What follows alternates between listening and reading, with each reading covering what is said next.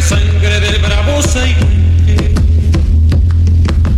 Grito que está volviendo en tu desbocado, otro pehuenche en tu desbocado.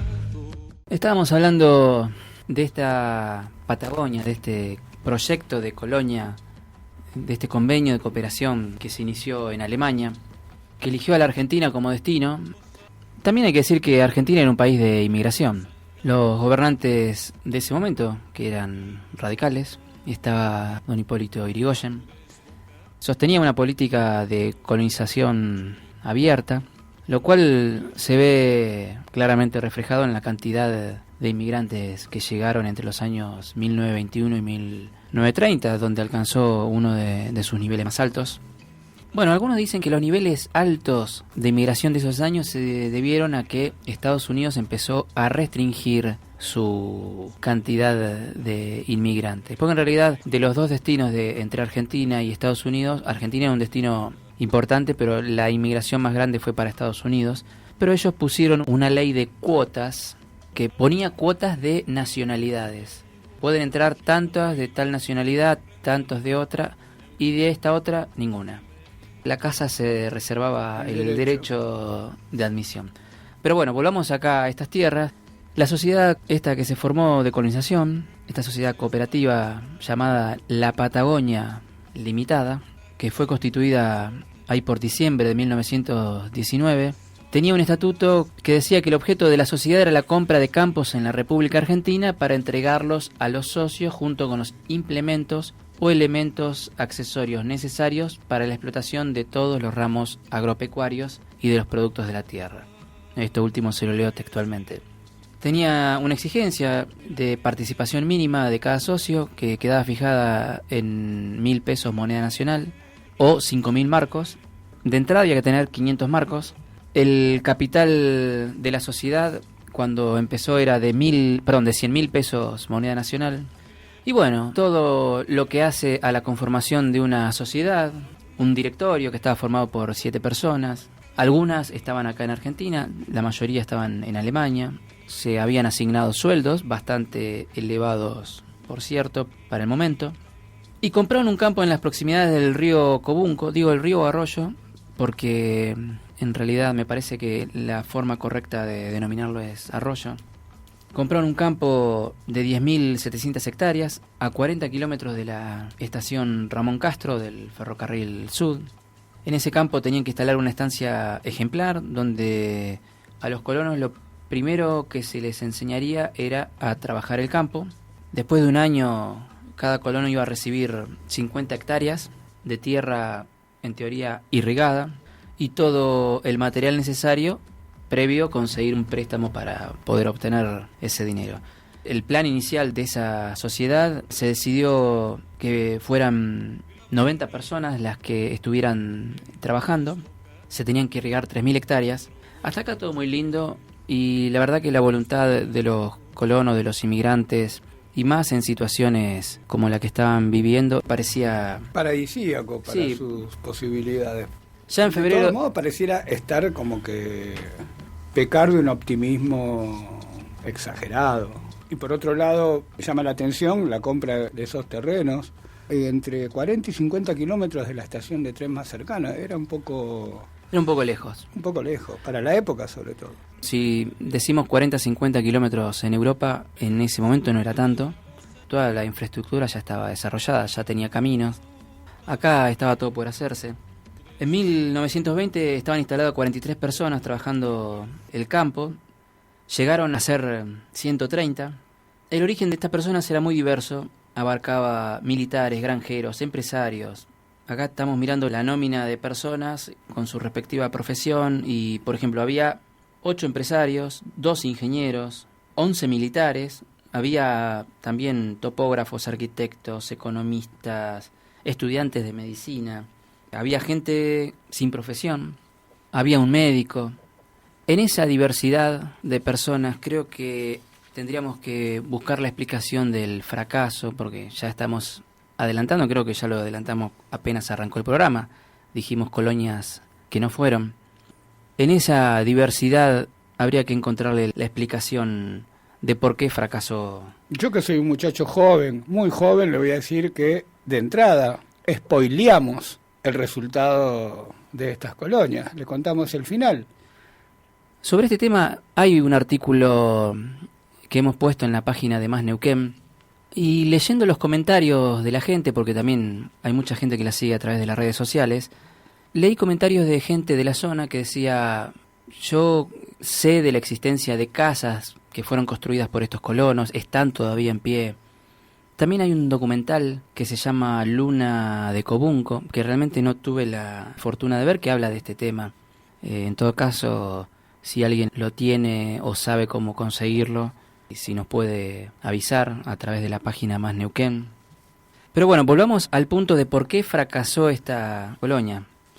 Esta colonia que en realidad no fue como la anterior, que directamente nunca inició actividades. Esta arrancó, empezaron a hacer obras. El lugar era aparentemente fértil. Uno va ahora a Cobunco y ve toda una zona verde hermosa, recorre toda la zona del arroyo Cobunco, Cobunco Centro, arriba, abajo, Cobunco Pavia. La verdad que es un placer a los ojos, a la vista, estar en ese lugar en la actualidad. Pero en ese momento, en ese lugar que había aparentemente suficiente agua y tierra fértil para cultivar, no tuvieron en cuenta algunas situaciones que en Alemania no se les dijeron. Por ejemplo, el régimen de precipitaciones eran irregulares. Ellos estaban acostumbrados a poder calcular las lluvias, las precipitaciones, y ahí en esa zona las precipitaciones no tienen un calendario. Entonces proyectaban muchas veces cultivos sin saber exactamente el régimen de precipitaciones. Había mucha agua, pero había que traerla, había que irrigarla, había que bombearla. No tenían todo el capital como para poder hacerlo. Para poder llevar a cabo un proyecto que hablaba de 3.000 hectáreas en 4 meses. O sea, poder irrigar 3.000 hectáreas en 4 meses era parte del proyecto inicial. 3.000 el proyecto inicial, Uh-huh. El proyecto final eran 300.000 hectáreas. La irrigación definitivamente era un problema, había que construir un sistema de riego artificial, pero no solo el clima o la irrigación fue el obstáculo, sino también la ubicación. Como usted dijo hace instantes, entre 40 y 50 kilómetros de la estación de tren más próxima, la de Ramón Castro. No es distancia considerable si hay caminos. Si no hay caminos, es una distancia enorme. Ni camino consolidado, había solamente huellas. Una de las situaciones que más sucedían era que los carros de los caballos se quedaban atascados, especialmente cuando cruzaban el arroyo Cobunco. Muchas veces se quedaban atascados en medio del arroyo y tenían que descargar todo el carruaje, cruzar el carro, pasar todos los elementos a mano o a lomo de burro y volverlos a cargar en el carruaje. Bajo esas circunstancias, el viaje, el traslado era demasiado pesado desde el punto de vista del cansancio que producía y caro. Imagínese después tener que trasladar la mercadería que producían en esa zona a algún centro, aunque sea al ferrocarril. No era redituable. Un poco inexplicable, ¿no? 100 años atrás, irse tan lejos para generar una colonia. Entiendo que las mejores tierras ya estaban repartidas en todo caso, pero en esto que comentamos al principio, en esta repartija injusta de que en muy pocas manos quedaron cientos de miles de hectáreas, pero tan lejos, ¿no? Como que llama la atención, pero bueno. Dijo algo que también un poco puede arrojar algo de luz. Las mejores tierras, no digo solamente desde el punto de vista de tierra fértil o de presencia de agua, sino las mejor ubicadas ya estaban todas repartidas. De hecho, la puja para ver a dónde llegaba el ferrocarril en su momento, unos años atrás, no tan atrás. Recuerde que el ferrocarril llegó a Zapala en 1913, pero había peleas para que el ferrocarril pasara por las tierras de determinadas personas. Finalmente se decidió que fueran las tierras de Arturo Tranac, que donó, entre comillas donó, porque esas donaciones no son tales, de la misma manera que tampoco son donaciones las que se hicieron en Neuquén, porque cuando uno dona, cede todos los derechos, pero si uno dona y después comercializa los terrenos que dona, eso no es una donación, es un negocio inmobiliario. No nos vayamos de tema, las mejores tierras ya estaban repartidas y esta gente compró tierras que todavía no tenían dueño, al menos en los papeles, ¿no? Pero había otros problemas. no tuvieron la seriedad de contemplar algunos obstáculos como el tema del idioma. Si bien se pensaba vivir en una colonia alemana, puramente alemana, había que relacionarse con la gente del lugar. Y para los alemanes era un problema serio, que no tenían otro tipo de inmigrante como los españoles o los italianos, que se comunicaban con fluidez y no necesitaban tener traductores, intérpretes. Otro factor que provocó el fracaso fue el incremento de los precios de los alimentos. En esos momentos de 1920 la inflación en Argentina se estaba disparando. Problema que en la actualidad hemos superado gracias a... Sí, lo hemos superado ampliamente. O sea, Tanto superamos es así, los números de inflación de esa época, digo. sí, tanto es así que cuando estuvimos ahí leyendo sobre estos temas, busqué en Wikipedia la palabra inflación a ver qué me decía. La verdad que no sabía bien lo que era. Pero bueno, volvamos Por favor. al tema. Los productos alimenticios se habían disparado, especialmente los productos hechos de trigo, como el pan, debido justamente a la demanda internacional. Datos de la época: un trabajador casado con un hijo necesitaba 200 pesos para vivir, pero el azúcar, que a principios de los años 20 valía 40 centavos, pasó a valer 2 pesos en los centros urbanos y 4 pesos en zonas del interior, en zonas más alejadas. También otro de los problemas era la experiencia de estos inmigrantes colonos, o sea, su nula experiencia. Casi ninguno era agricultor, y además ser agricultor en Alemania era una cosa totalmente distinta a lo que sucedía, no digo en Argentina, porque tal vez en zonas del litoral era bastante similar, o en zona de pampa húmeda era similar, pero No así acá, no era así acá. en acá esta zona. no había nada, estaba todo por hacerse. La mayoría nunca trabajó en el campo, y encima una gran cantidad de personas, de colonos, de los que vinieron acá en la Argentina, de estos colonos alemanes, vinieron con muchos prejuicios y exigencias. Los prejuicios más que nada basados en la diversidad social. Había gente que tenía títulos profesionales y había gente que ni siquiera tenía Una instrucción básica. una instrucción básica, ni siquiera tenía profesión. Aparte supongo que trasladarían también los problemas que había sociales y las divisiones sociales que había en Alemania en ese momento. Exactamente, en Alemania después de la Primera Guerra se formaron dos bandos importantes. Empezó a suceder lo que aquí denominamos la grieta. Claro. Ahora, discúlpeme, ¿no? Porque inclusive teniendo en cuenta el tiempo, ¿esto fue solamente mala planificación o también hubo algún chanchullo, por decirlo como lo diría mi abuelo cuando no hablaba en alemán? Hubo quienes lo consideraron una estafa. ¿Por qué? Porque los que trabajan tienen únicamente su fuerza de trabajo como capital.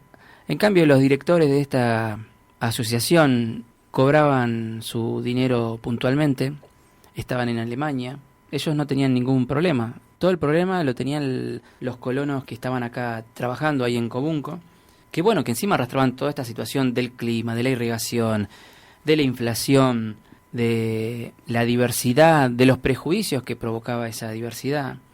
Había un sociólogo francés, Pierre Bourdieu, que decía que en los lugares donde hay personas de diferente extracto social hay tensiones. Solo por esa diferencia siempre hay tensiones. Y acá las tensiones se multiplicaron, especialmente cuando las cosas empezaron a Andar mal. andar mal. Otro de los problemas era la escasez de dinero, porque en realidad subestimaron la cantidad de dinero que necesitaban para emprender el proyecto y les empezó a faltar dinero. Le decía que la diversidad hizo que se formaran dos bandos, entre los que eran los nobles y los oficiales contra los pequeños burgueses por el otro. Y en un proyecto de estas características lo que hace falta primero es la confianza entre todos los colonos, y eso en ningún momento estuvo presente. Hubo un diario alemán, había dos diarios en esa época alemanes en la zona me refiero en la República Argentina. El Deutsche La Plata Zeitung y el Argentinisches Tageblatt, que ese diario todavía existe. Creo que una tirada semanal, es un diario de la comunidad alemana, que se encargaron un poco de mostrar todas las deficiencias, porque estaban interesados en la suerte de sus compatriotas.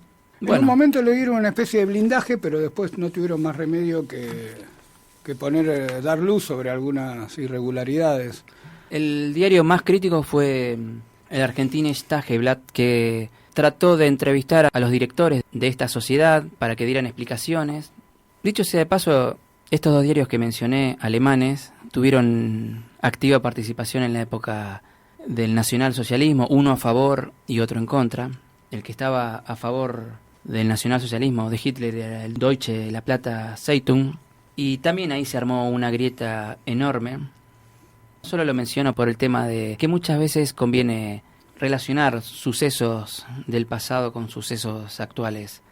La cuestión es que esta colonia terminó fracasando por todas estas situaciones que hemos hablado, y fue así como estos dos intentos de colonización alemanes o alemanas han tenido una experiencia, algunas que ni siquiera han comenzado, y otras con un periodo muy corto de tiempo de desarrollo, como esta que sucedió en los años 20 bajo la presidencia de don Hipólito Yrigoyen. Nos despedimos hasta el próximo jueves. Como usted diga, ya nos están echando prácticamente, y con razón, y con mucha razón.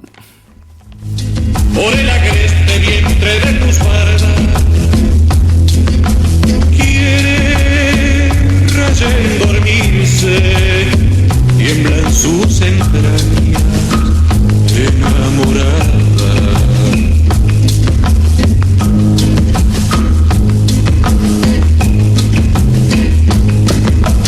Aguas que van quieren volver, aguas que van quieren volver, río arriba del canto prendido, Neuquén, Quimei, Quimei, Neuquén, Neuquén, Quimei, Quimei, Neuquén.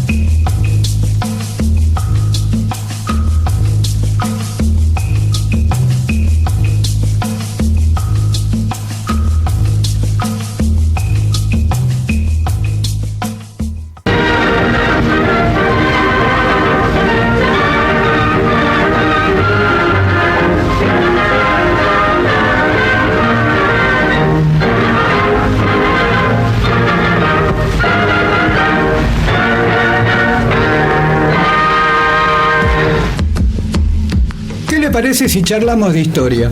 ¿De Neuquén? Sí, claro. Qué bueno, entonces hablemos de gente ilustre. Sí, espere, pero también podríamos hablar de gente no tan ilustre. ¿De los que no están en los libros? Sí, y de los que no pudieron escribirlos. ¿De toda la gente que vino a poblar Neuquén? Sí, y de los que ya estaban. Sangre del bravo Saihuenque. Oiga, tenemos que volver al año 1916 y evitar la fuga de presos y la tragedia de Zainuco. Espere, pero entonces no podríamos hablar más de ese tema. Tiene razón.